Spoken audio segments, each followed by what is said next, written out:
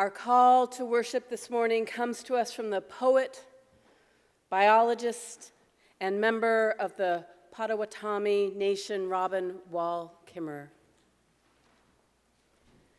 Even a wounded world is feeding us. Even a wounded world holds us, giving us moments of wonder and joy. I choose joy over despair. Not because my head is in the sand, but because joy is what the earth gives me daily, and I must return the gift. It is good we gather together to raise up that which is worthy.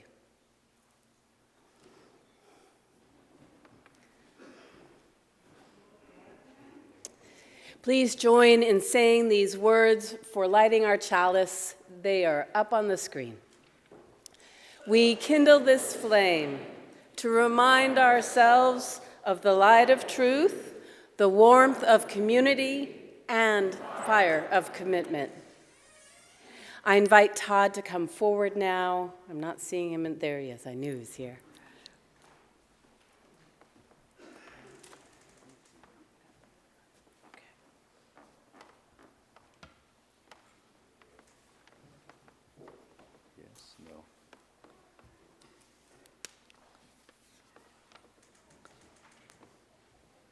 Good morning. So this evening is the fourth night of Hanukkah, but because Hanukkah begins at sunset, we'll be lighting 3 candles now, as we did last night in our home. Can you all hear me? Is this loud enough? Oh, what's that? A little bit louder. How's that? Okay. Good. How's that? All right then.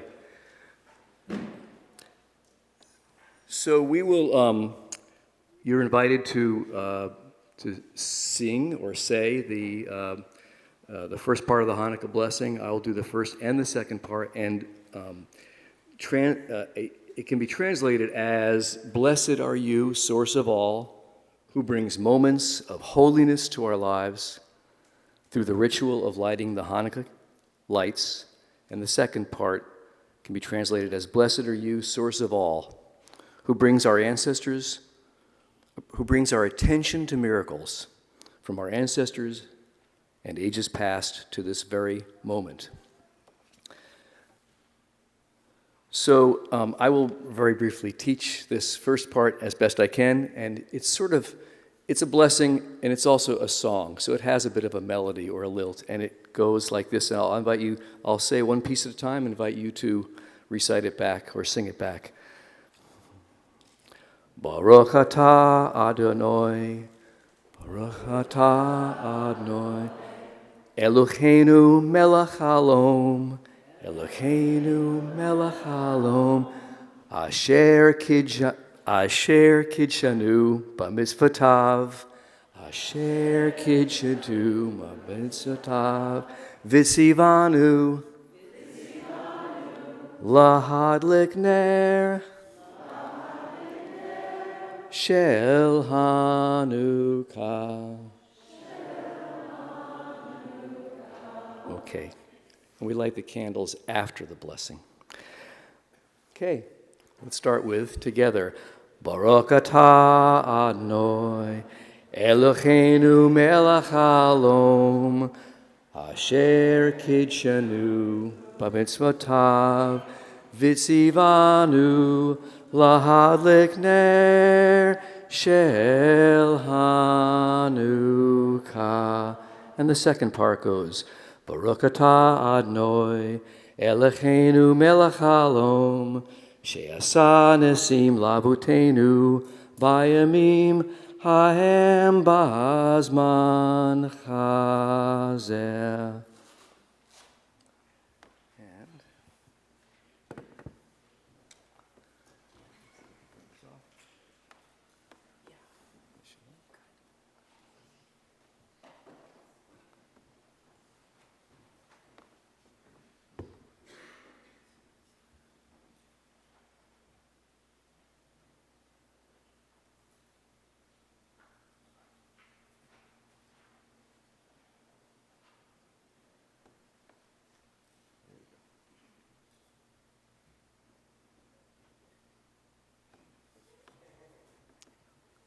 Thank you for joining me for that.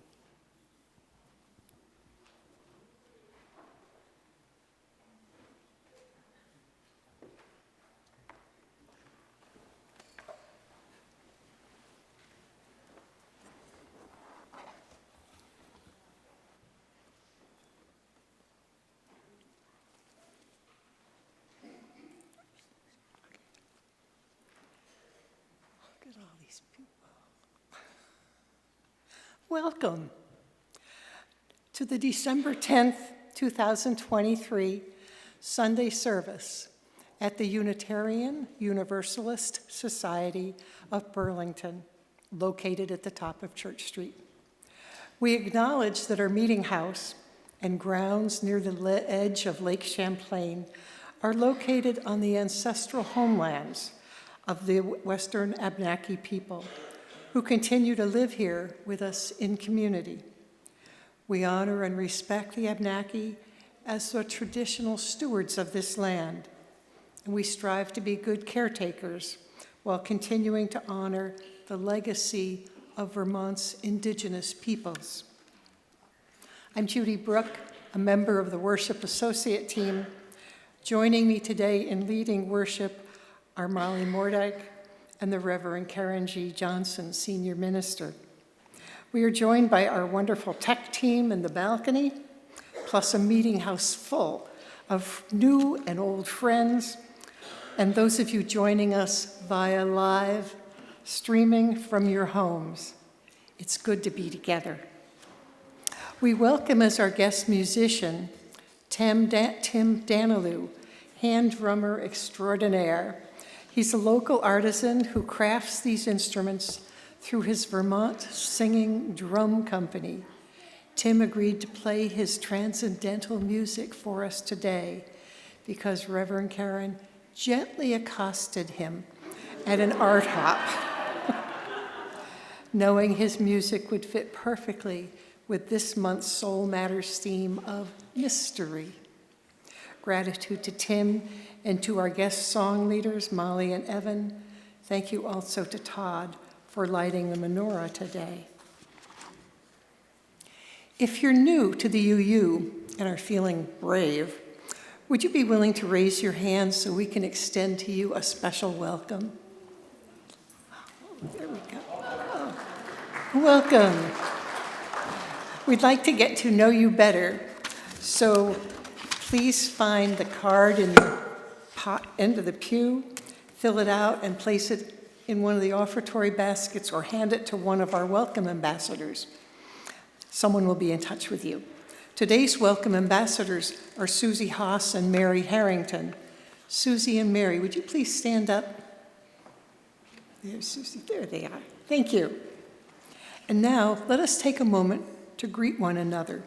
In this time of COVID and flu, that might be by a heart tap or a wave.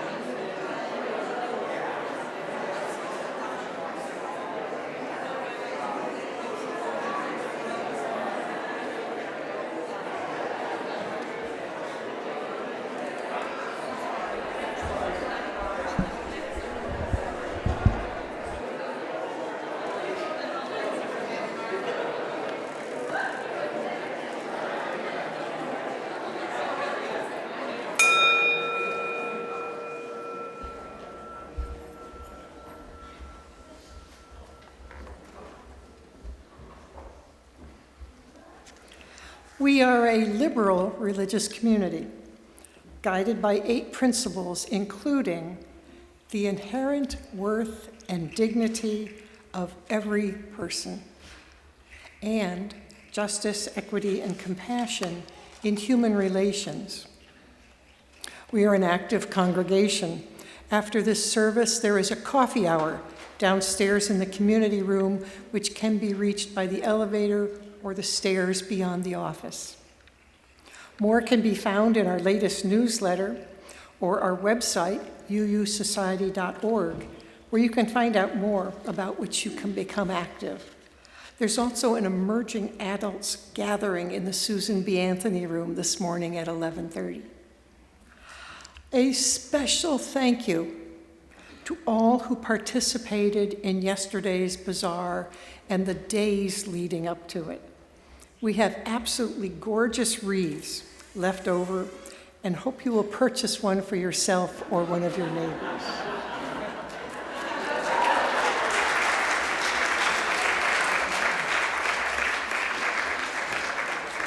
Thank you.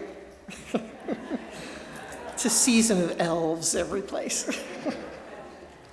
No matter who you are, where you come from, and what you believe, you are welcome here. And we welcome all who are welcoming. Come, let us worship together.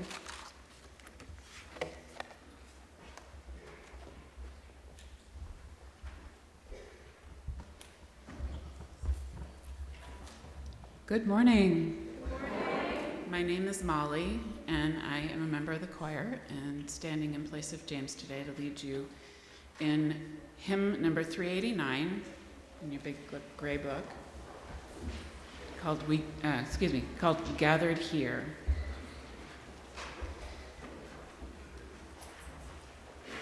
So we'll do it James style. Repeat after me. Gathered here. Oh, I'm sorry. Stand as you are willing and able. Gathered here in the mystery of the hour. Gathered here in one strong body. Gathered here in the struggle and the power. Spirit, draw near. Gathered here in the mystery of the hour. Gathered here in one strong body. Gathered here in the struggle and the power. Spirit, draw near. I didn't need to teach you anything, you all know it. So you all can be seated, and if children would come forward, I have a story for us. Hi.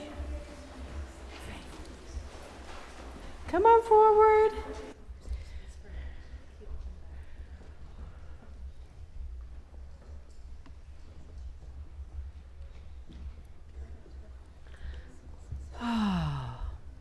So as you're coming forward, I have a question for you. Can you think of a way in which on Sunday mornings, as part of our service, that we use light?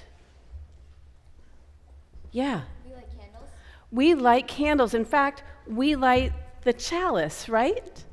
So that's important to think about. And we usually say very specific words in this congregation when we light the chalice. You all know them better than I do, and we just said them, so maybe you can say them with me. We kindle this flame to remind ourselves the light of truth, the warmth of community, and the fire of commitment. Yeah, they know it way better than I do.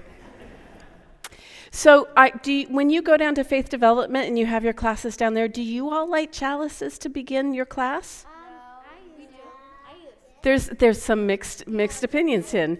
Okay, the older kids do. Okay, great. I actually don't know. I haven't spent time there. Should put that on my list. Spend a Sunday morning downstairs. Okay, so did you know that when we, at the end of our service, when we extinguish the chalice, we also say words? Yeah? Okay. So they go like this. We extinguish this flame, but not the light of truth, the warmth of community, the fire of commitment. These we carry in our hearts and share with the world until we are together again. Okay, so that's the setup. Here's the story.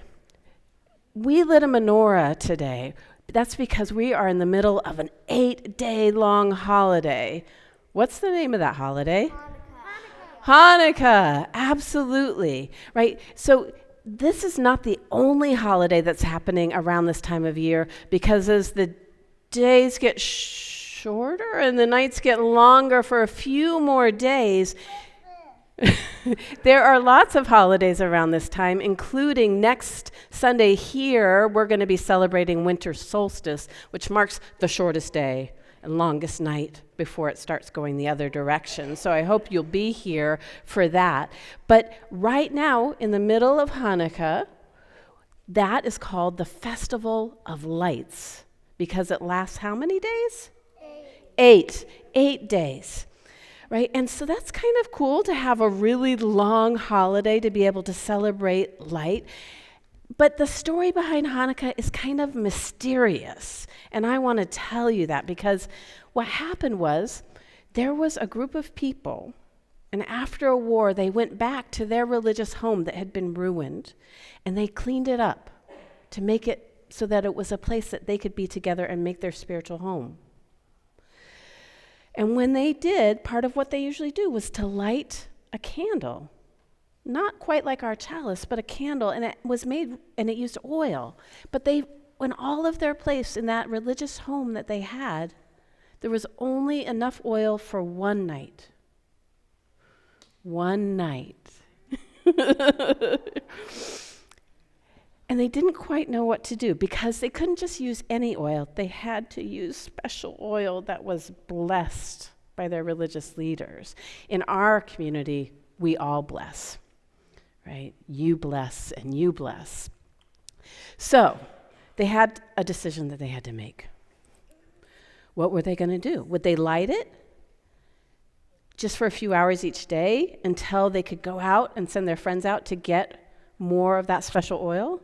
That didn't make any sense because in Judaism, or back then and even now with the menorah, once you light a candle, you let it go all the way out. We extinguish our chalice, but those candles, they'll go until they are extinguished themselves. And so they decided to follow their practice that they knew, and they lit the candle. And I'm guessing you already know the mystery.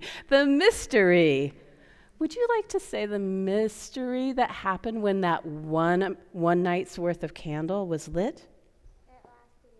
It lasted 8 days. Now, we're going to hear from some adults about what they believe about kind of life and the reality of the nature of the universe.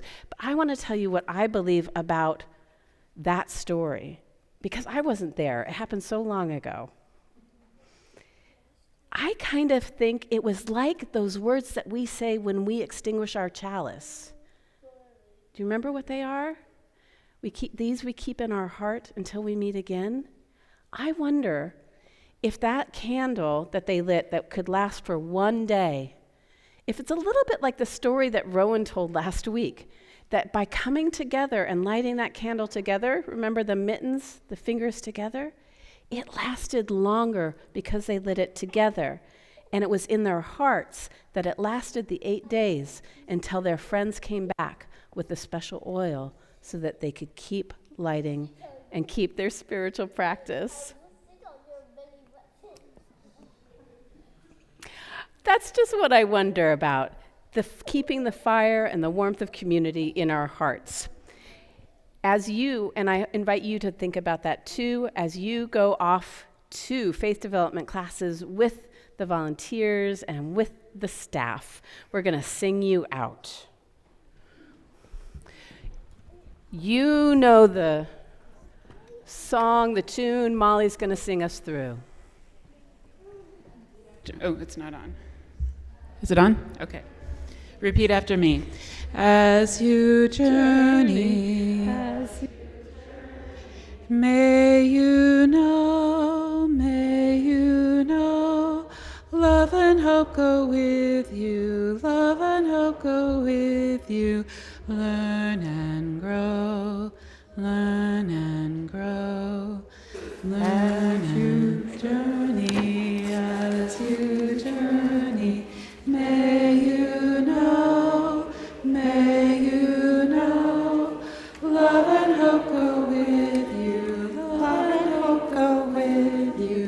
learn and grow, learn and grow.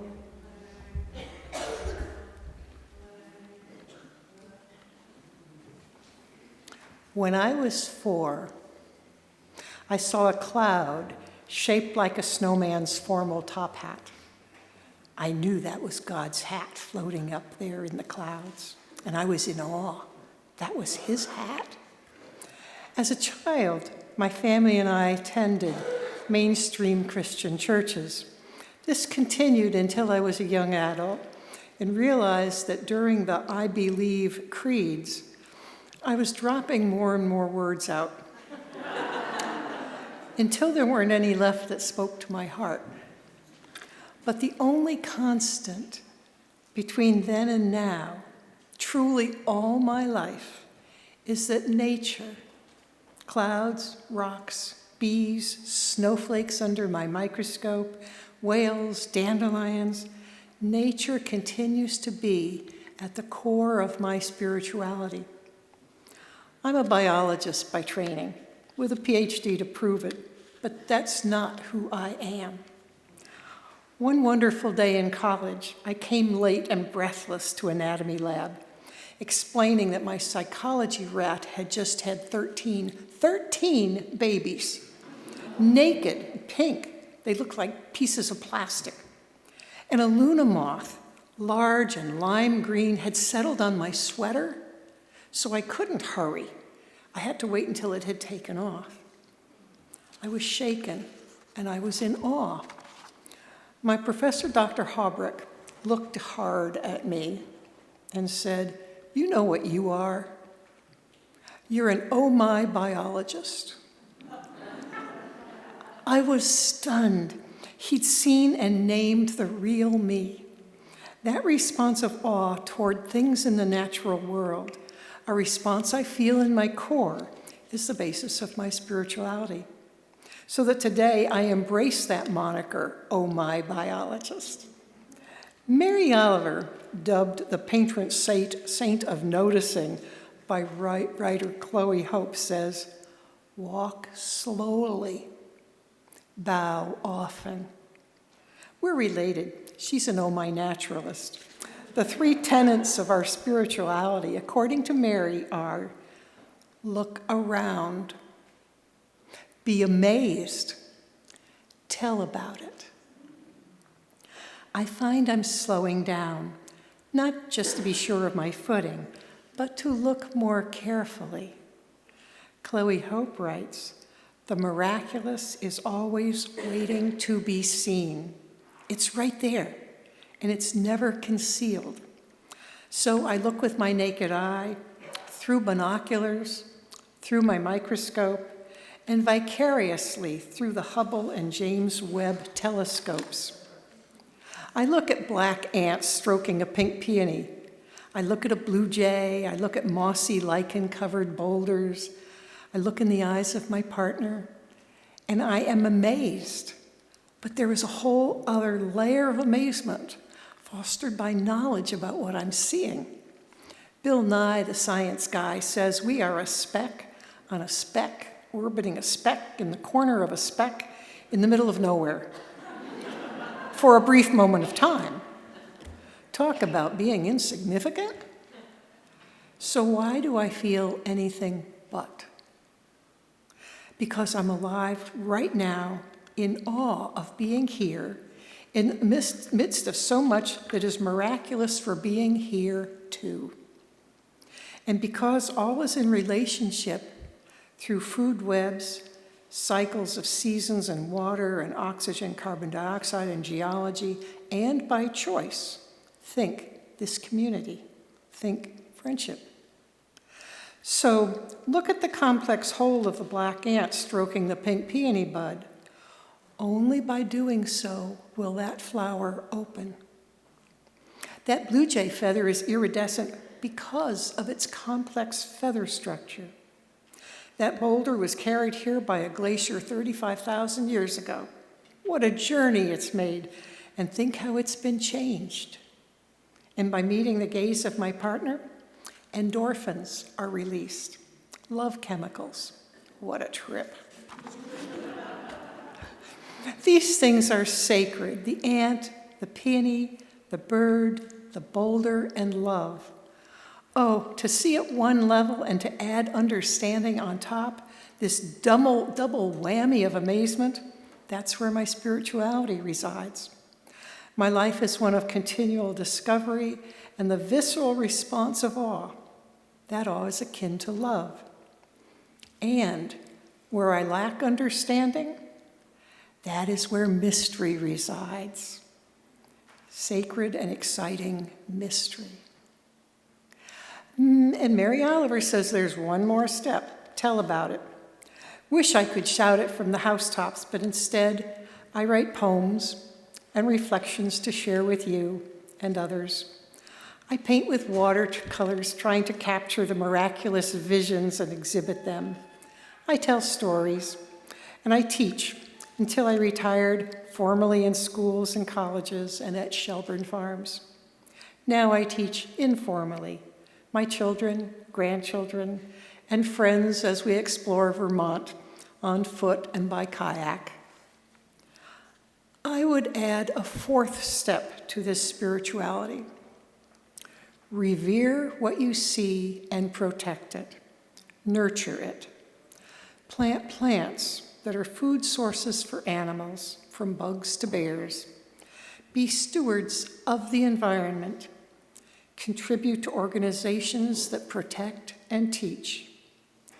Study the seventh principle. Respect for the interdependent web of all existence of which we are a part. Look around, be amazed, tell about it, save and savor it all. Amen.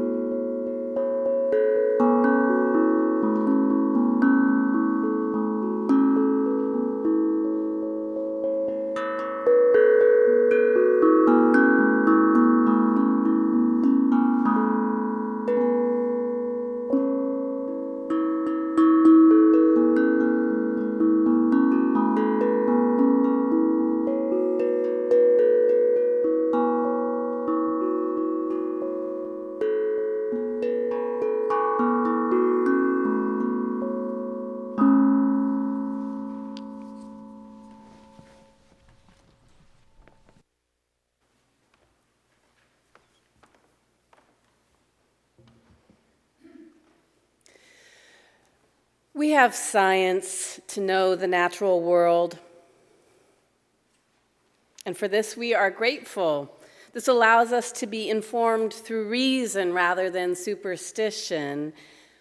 This allows us, to some degree, to protect ourselves, protect civilization, and only sometimes protect the natural world from us, though at this point, to less and less effect.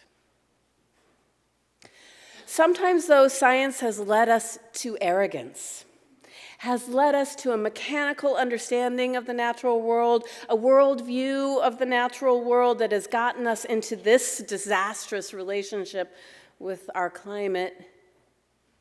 And it's not just science that has sometimes led us there, but religion, not all, but some, with a dominion worldview, and some economics, not all, but the ones with a dominant worldview who worship endless growth. They have landed us here too. Yet a religious approach need not be predicated in mechanics, but can be sourced in mystery, can be rooted in kinship, in relationship, in acknowledgement of the living essence of the natural world, of the natural worlds. Some call it Gaia.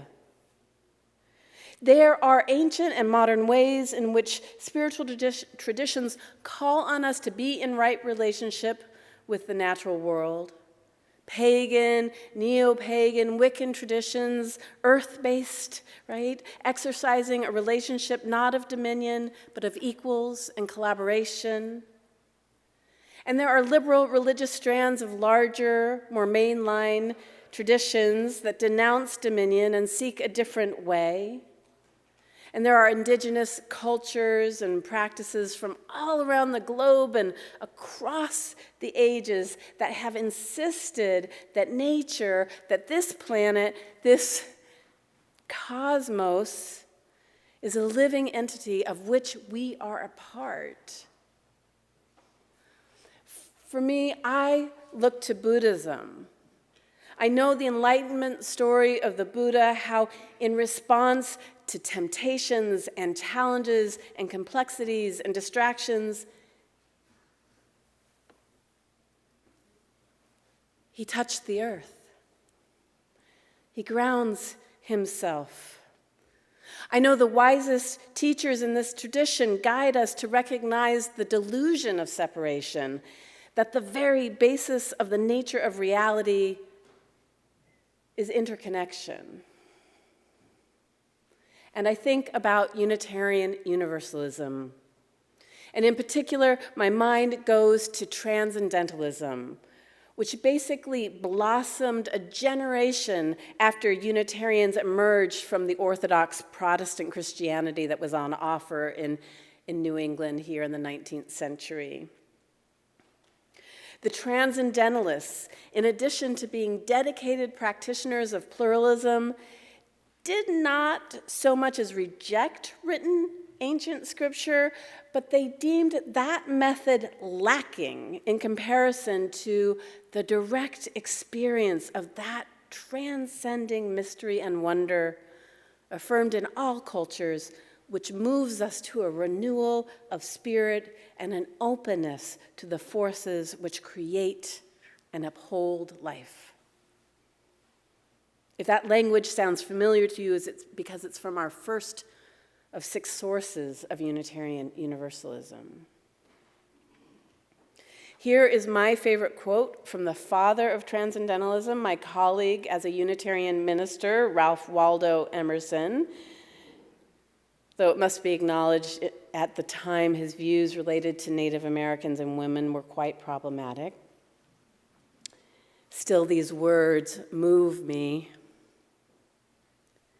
Standing on the bare ground, my head bathed by blithe air and uplifted into infinite space, all mean egotism vanishes. I become transparent eyeball.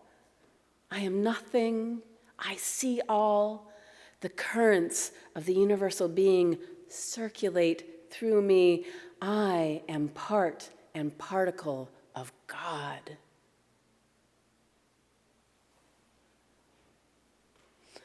I say all of this because starting next month, starting on January 1st, we are rolling out the Earth Teacher Project. It's an opportunity for spiritual practice, either on your own or in community here, that invites you to deepen your relationship with a particular earth teacher, with a particular aspect of the natural world that has gifts to share, knowledge to lend, inspiration to spark. Each month, either on the 1st or the 2nd, alongside the Soul Matters magazine, The Path, you will receive in your email that month's Earth Teacher Packet. It will contain, it's a document, and it's filled with poems and passages and quotes and seeds for a meditation practice and jokes. Links to music and sometimes visual images. that, again, can be a seed for a meditation practice. You can use this on your own. You can do it with a circle of friends, or you can sign up for the monthly online session that will be offered, again, either on the 1st or the 2nd, as a way to enter into the whole month on your own. You can sign up through Realm for this to get the Zoom link. It's a 75-minute session. I'll be co-facilitating these sessions with congregational member Meg Randall. We have already identified the Earth teachers for the rest of this congregational year. January is gravity. February is stones and rocks.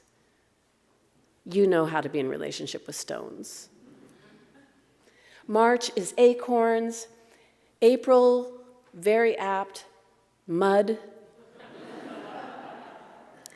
May is focused on our home, the Champlain watershed. And June is dandelions.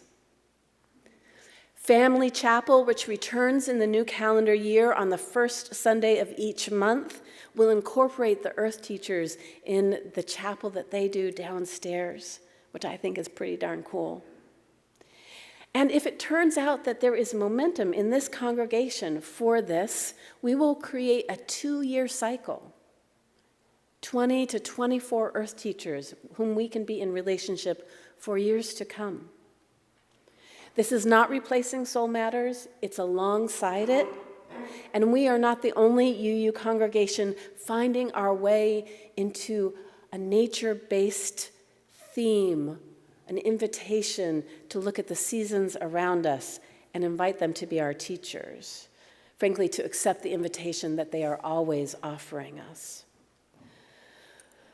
In the e-news next week, you'll see a video introduction from me. Please watch that. And if this is interesting to you, go on to Realm, sign up. The first session is January 1st at 11 a.m.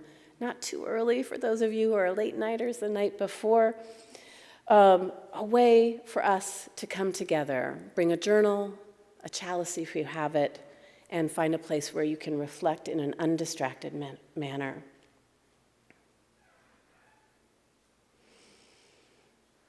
Think of this as your invitation to a direct experience of that transcending mystery and wonder.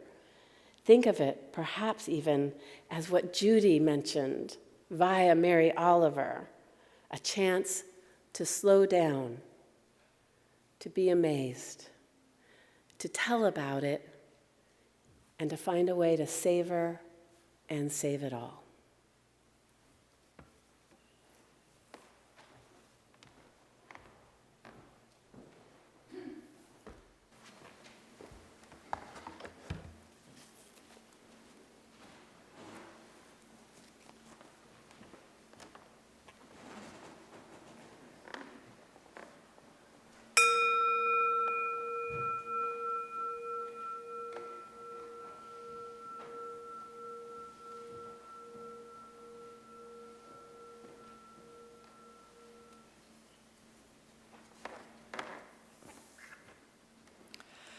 Spiritual practices come in many forms within our Sunday service.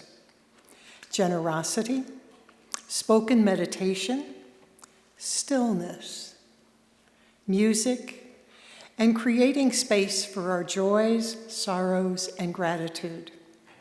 In this portion of the service, each of us has the opportunity to enter into those communal practices to which we are drawn.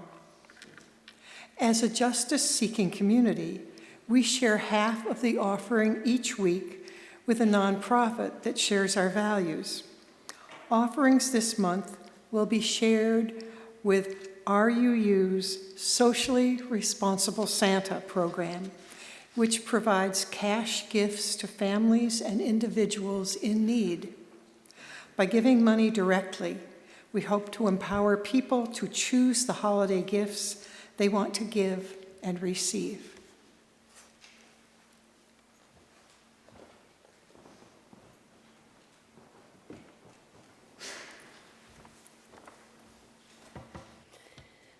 I invite you to find a posture that allows you to receive, that allows you to soften, to be ready for possibility, for insight or grief or joy to find their shape within you.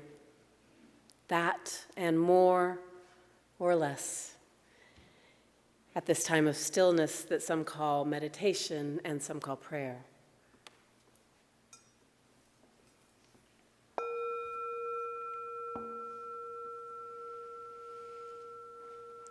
This prayer in words from Reverend Rebecca Savage. Spirit of life, eternal mystery, receive the meditations of our hearts this day.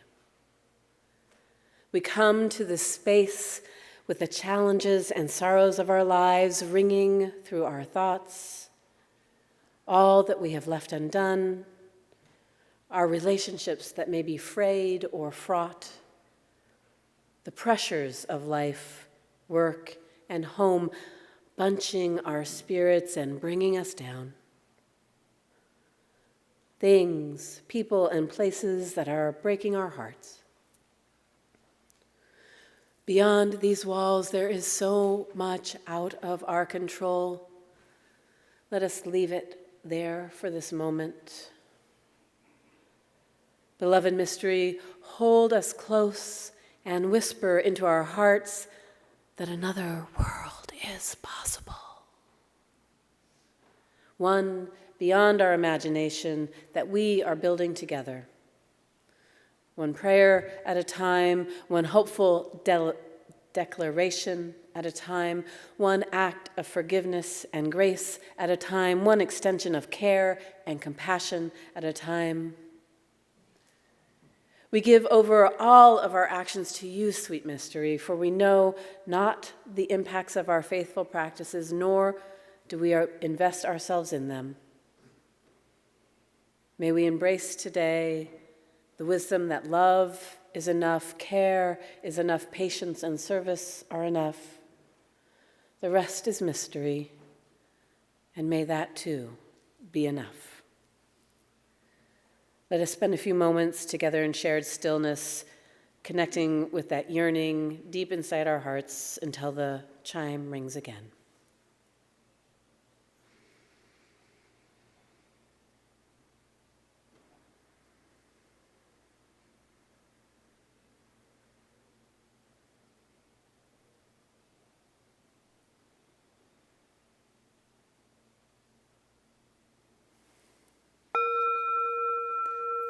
Amen.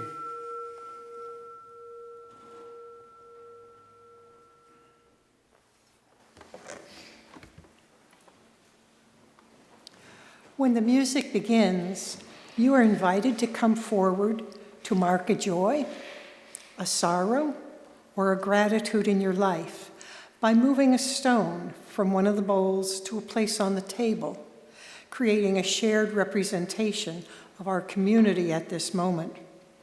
Please come forward along the side aisles and return via the center aisle.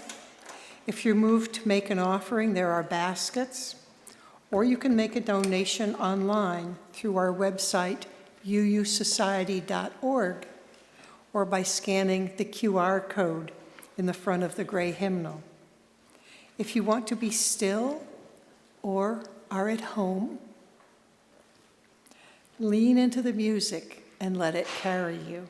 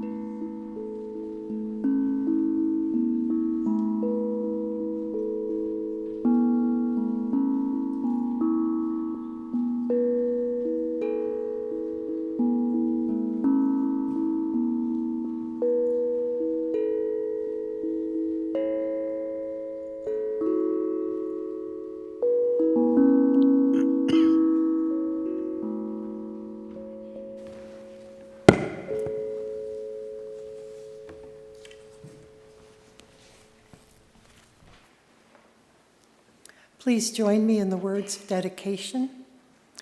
With gratitude, we dedicate these gifts in the service of our mission to inspire spiritual growth, care for each other and our community, seek truth, and act for justice.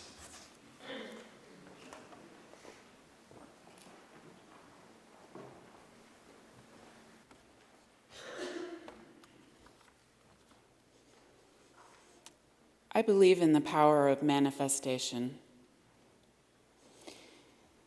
If the me I was 10 years ago heard me utter these words today,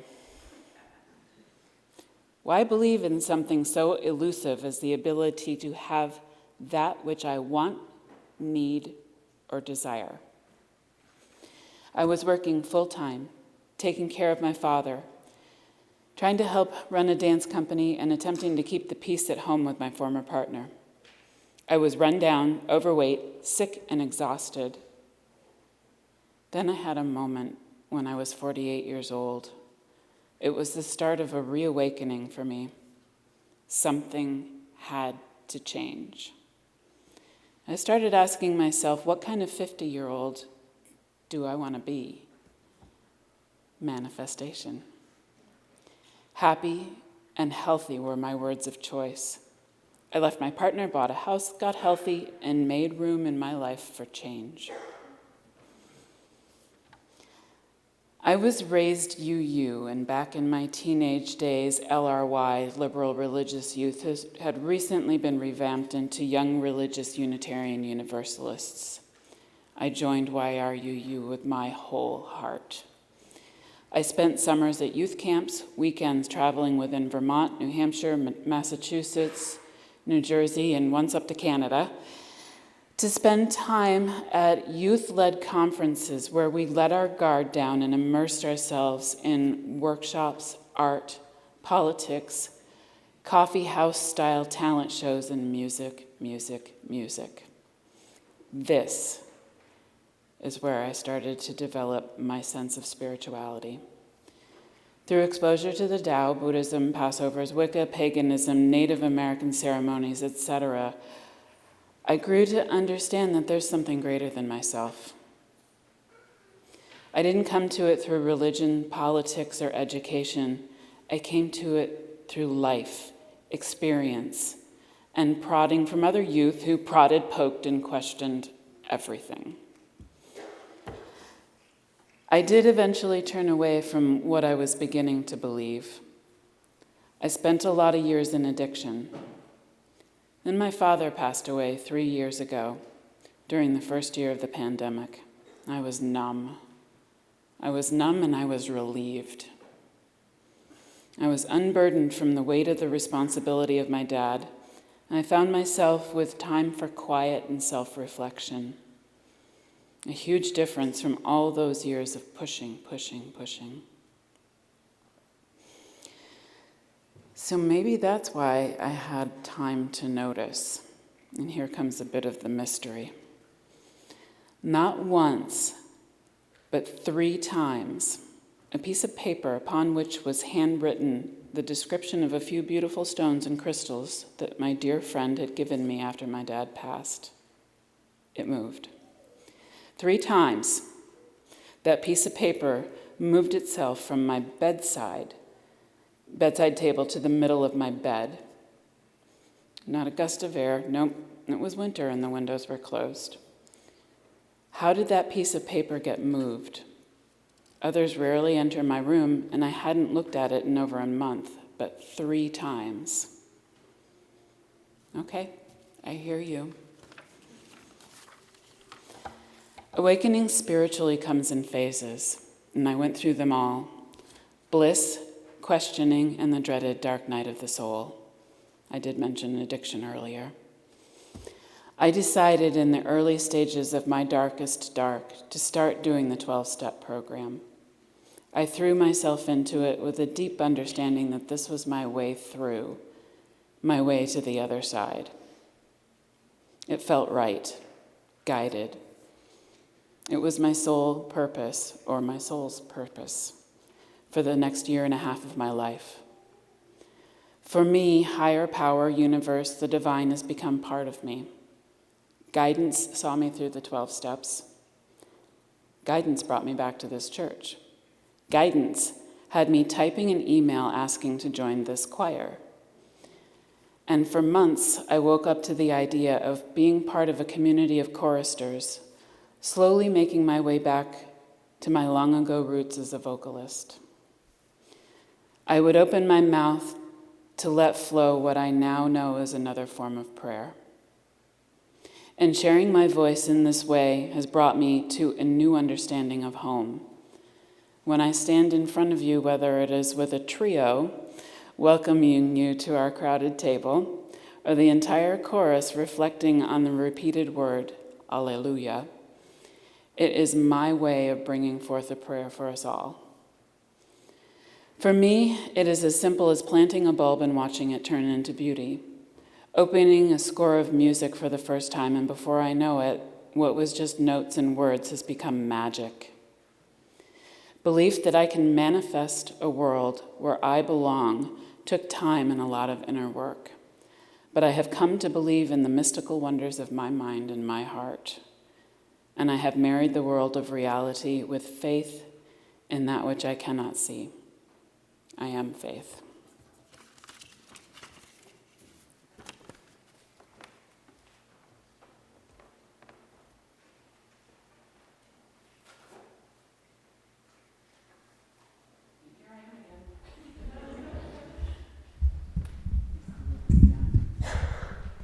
Evan and I are going to lead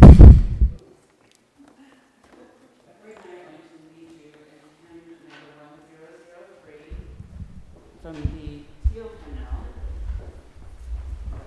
Okay. And we're going to do it maybe a little differently than you might have heard it before. If you have heard this before, thank goodness, because I hadn't. So the way this hymn works is called Where Do We Come From? And you sing each line twice. There are 4 different lines, and each line has a little bit different rhythm to it. So I think I'm just going to start out by singing it through. I'll sing through the first line. You guys can sing it back to me. I'll sing through the next one. You sing it back repeatedly until we get through the 4th line. And then we'll sing through it all once together. And then Evan and I are going to split you off and do a little bit of a round. So, the first line. Everybody stand as you are able and willing, and sing as you are able and willing. Repeat after me. Where do we come from? What do we come from? What are we? What are we? Where are we going? Where are we going? So that's the first line. Next line is, where do we come from? Where do we come from? Third line. I just realized that this is probably not keeping up with me. I'm sorry. Third line is mystery, mystery. Life is a riddle and a mystery. Mystery, mystery. Life is a riddle and a mystery. Fourth line. Where do we come from? Where are we going? Where do we come from? Where are we going? Okay, so let's bring it through. Let's sing it through together one time, and then we'll split off into. We'll divide. I'm going to take this half of these 2 rows of pews, and Evan will be these 2 rows of pews. I'm going to start first when we hit the round, and then you guys will join us after the first. Don't forget that each of these lines repeats itself twice, excuse me. So I'll get it eventually. Okay, so let's sing it through together. Where do we come from? What are we? Where are we going? Where do we come from? What are we? Where are we going? Where do we come from? Where do we come from? Mystery, mystery, life is a riddle and a mystery. Mystery, mystery, life is a riddle and a mystery. Where do we come from? Where are we going? Where do we come from? Where are we going? Are we ready? Where do we come from? What are we? Where are we going? Where do we come from? What are we? Where are we going? Where do we? Where are we going? Where do we come from? What are we? Where are we going? Where do Mystery, we life is a riddle and a mystery. Mystery, mystery, life is a riddle and a mystery. Mystery, life is a riddle and a mystery. Mystery, mystery, life is a riddle and a mystery. Where do we come from? Where are we going? Where do we come from? Where are we going? All right. Thank you. Nice job.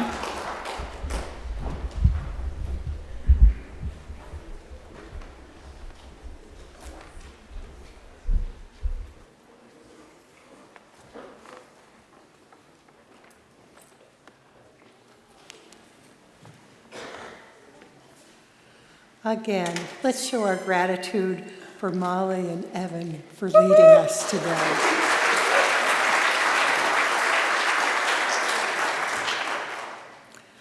Please join me in our extinguishing words. We extinguish this flame, but not the light of truth, the warmth of community, or the fire of commitment.